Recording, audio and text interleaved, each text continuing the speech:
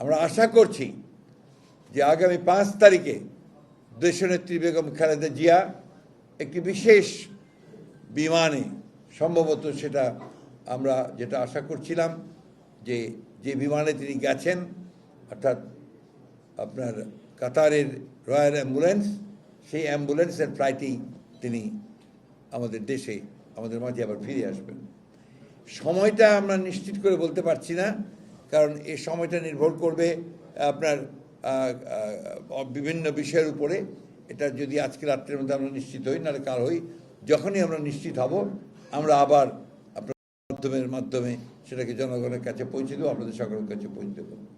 তো আমাদের দলীয় নেতাকর্মীদের কাছে আমাদের আবেদন থাকবে যে তারা অত্যন্ত শৃঙ্খলা সহকারে রাস্তার দুই ধারে কোনো যানজট সৃষ্টি না করে তারা তাদের নেত্রীকে, এই মহান নেত্রীকে তারা অভ্যর্থনা জানাবেন।